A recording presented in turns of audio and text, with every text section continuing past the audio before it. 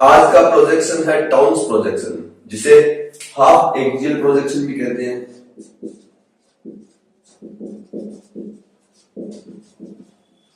या इसे half axial projection भी कहते हैं, या इसे फ्रंटो ऑक्सीपिटल 30 डिग्री कोर्डल प्रोजेक्शन भी कहते हैं। फ्रंटो ऑक्सीपिटल 30 डिग्री कोर्डल प्रोजेक्शन भी कहते हैं। मैंने कल आपको ऑक्सीपिटो फ्रंटल प्रोजेक्शन बताया था, जिसमें मैंने बताया था जैसे हम ऑक्सीपिटो फ्रंटल प्रोजेक्शन की बात करते हैं, इसके लिए मैं आपको इनमें बेसिक जो डिफरेंस है वो सब कुछ यही क्लियर कर देता हूं।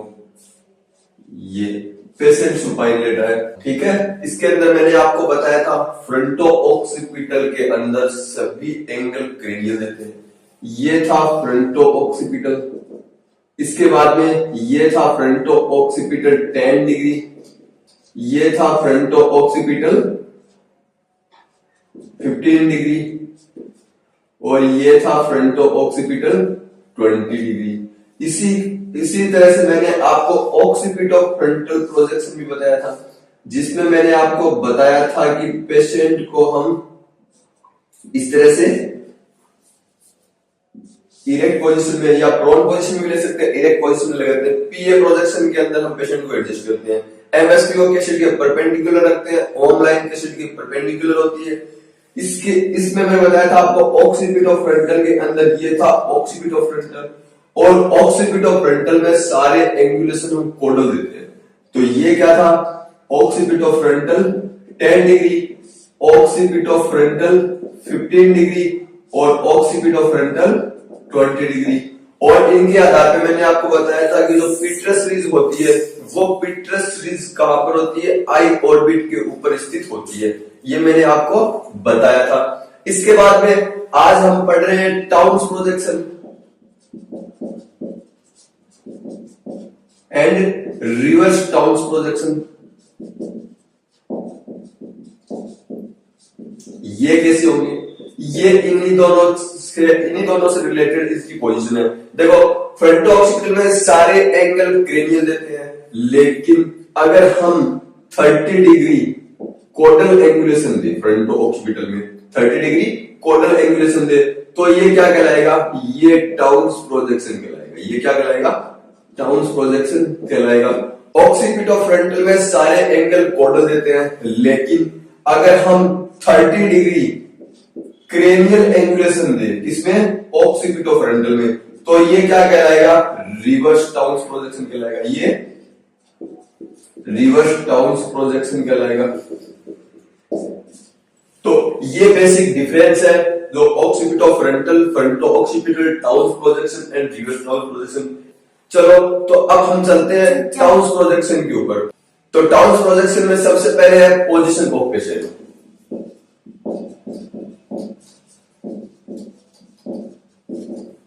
इसमें पेशेंट को सबसे पहले सुपाइन लेटाया जाता है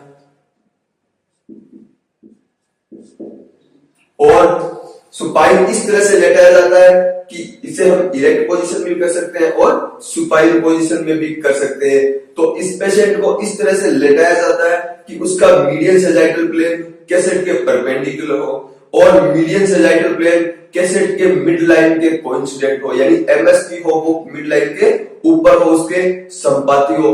इसके अलावा जो पेशेंट की ओम लाइन है, ऑर्बिटोमिटल बेस लाइन है, वो भी कैसेट के परपेंडिकुलर होनी चाहिए। कैसेट या बकी या आपकी जो टेबल है इसके परपेंडिकुलर होनी चाहिए, ओम लाइन भी इसके होनी चाहिए। तो ये पेशेंट की पोजीशन होगी।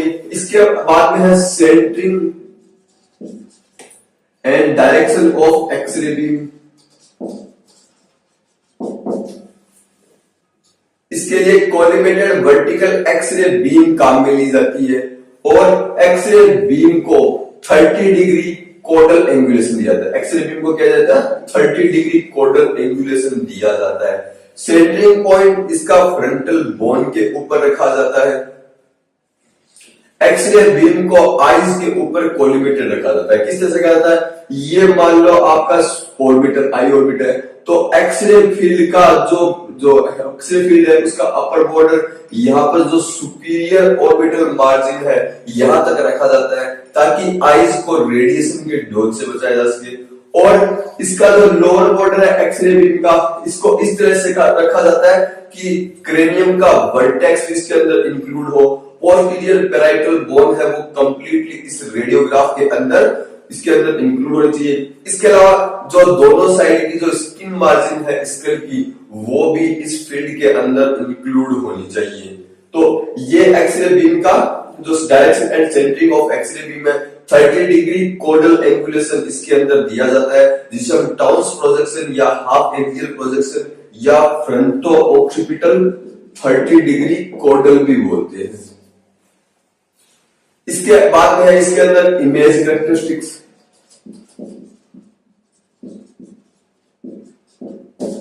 इमेज कैरेक्टरिस्टिक्स में इसके अंदर जो स्फिनोइड बोन की जो सेला टर्सिका होती है वो सेला टर्सिका हमें जो फोरामन मैग्नम है उस फोरामन मैग्नम के अंदर एकदम से क्लियर दिखाई देती है। इसके अंदर इस जो रेडियोग्राफ आपका प्रोड्यूस होगा उसके अंदर ऑक्सीपिटल बोन और पैराइटल बोन का पोस्टीरियर पार्ट और लेमनोइड सुचर एकदम से क्लियर विजुलाइज होने चाहिए। इसके अंदर हमें रोटेशन को अगर देखना है कि पेशेंट रोटेट तो नहीं है तो इसके लिए हमें सेला टर्सिका की पोजीशन को फोरामन मैग्नम में देखना होता है। अगर सेला टर्सिका की पोजीशन फोरामन मैग्नम में सेंट्रल पोजीशन पर है तो इसका मतलब पेशेंट रोटेशन नहीं होता है। इसके अलावा कुछ रेडियोलॉजिकल कंसीडरेशन होते हैं।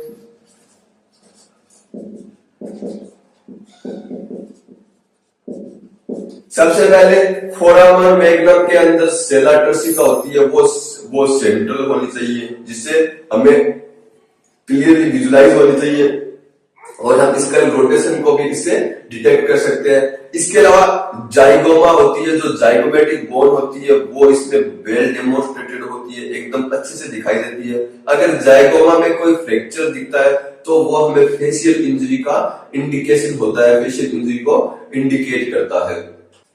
इसके बाद है कॉमन फॉल्ट एंड रेमेडीज।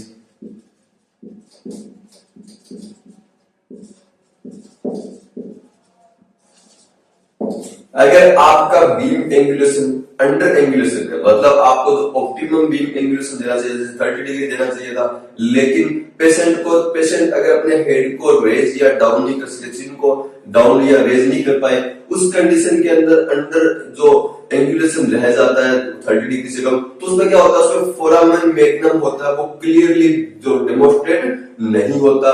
ये हमें पिट्रस रिज के ऊपर फोरामन मैग्नम एकदम से सही से दिखाई नहीं देता है। इसलिए क्या होता है जब चिन हम सही जो पेशेंट चिन को सही से डिप्रेस ना कर पाए यानी ऑनलाइन इमेज रिसेप्टर के परपेंडिकुलर ना हो पाए, ऑनलाइन ऑर्बिटोमीटर बेसलाइन इमेज रिसेप्टर के क्या हो परपेंडिकुलर ना रह पाए तो ये बहुत ही नेसेसरी होता है कि ऑनलाइन इमेज रिसेप्टर के परपेंडिकुलर हो 90 डिग्री पर हो। तो अगर ये इस तरह से रोटेट चिन को डिप्रेस नहीं कर पा रहा है तो हम इस कंडीशन में हम क्या करते हैं एक्सरे बीम को ही हम एंगल दे देते हैं, एक्सरे ट्यूब को ही हम एंगल देते हैं। इसका एंगल है वो 30 डिग्री से ज्यादा इंक्रीज कर लेते हैं। मान लो कि 90 डिग्री नहीं हो पा रहा, ये 90 से कम है, ये मतलब ये जैसे 10 डिग्री कम है तो हम इमेज रिसेप्टर को 40 डिग्री का एंगल दे देते हैं।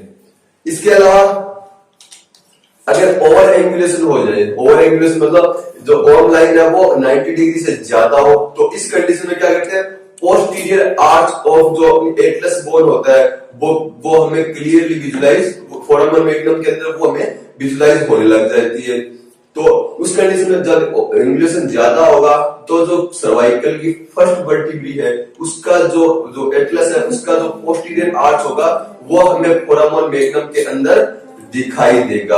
अगर 30 डिग्री इसके अंदर क्या होता है जो टाउन्स प्रोजेक्शन होता है इसके अंदर 30 डिग्री कोडल एंगुलेशन आवश्यक होता है, कोडल एंगुलेशन की आवश्यकता होती है। अगर ये पोजीशन पेशेंट अटेन नहीं कर पा रहा है तो हम स्कल बोर्ड काम में लेते हैं। तो हम क्या लेते हैं स्कल बोर्ड काम में लेते हैं। ये स्कल बोर्ड क्या होता है ये एक एंगुलेटेड एक जो रेस्टिंग पेड होता है जिस पर हम पेशेंट को इस तरह से लेटा देते हैं, जिस पर पेशेंट को क्या करते हैं, लेटा देते हैं। जैसे अगर आप 30 डिग्री स्कल बोर्ड काम में ले रहे हो, क्या ले रहे हो, 30 डिग्री स्कल बोर्ड काम में ले रहे हो, यानी आपने ओम लाइन 30 डिग्री स्कल एंगुलेशन काम में लिए, जो स्कल बोर्ड काम में लिया है, और इसके अंदर पेशेंट को इस तरह से लेटाया कि पेशेंट की जो ओम लाइन है वो इस स्कल बोर्ड के क्या हो, 30 डिग्री के एंगल पर हो, वो क्या हो, उसके 30 डिग्री पर एंगल पर हो। इस कंडीशन में आपको एक्सरे बीम को वर्टिकल ही रखना होगा, क्योंकि जो आपका ओम लाइन से एक्सरे बीम का एंगल है वो इससे अटेन हो जाएगा। अगर आप 15 डिग्री स्कल एंगल काम में लेते हो, क्या लेते हो, 15 डिग्री स्कल एंगल काम में लेते हो, तो आपको एक्सरे बीम को ओम से जो ऑर्बिटोमीटर बेस लाइन है इससे 15 डिग्री का एंगल ही आपको देना होगा, इससे 15 डिग्री का एंगल क्या होगा, आपको देना होगा। अगर आप 20 डिग्री स्कल बोर्ड काम में लेते हो, क्या लेते हो, 20 डिग्री स्कल बोर्ड काम में लेते हो, तो आपको एक्सरे बीम को सिर्फ 10 डिग्री का एंगल ही देना होगा। तो स्कल बोर्ड की सहायता से अगर पेशेंट अगर अपनी चिन को डिप्रेस नहीं कर पा रहा है, सही से पोजीशन नहीं अटेन कर पा रहा है, तो आप उसको मॉडिफाई कर सकते हो। इस कंडीशन में जितने डिग्री का बोर्ड होगा उस बोर्ड से आपको ओम लाइन को परपेंडिकुलर रखना होगा।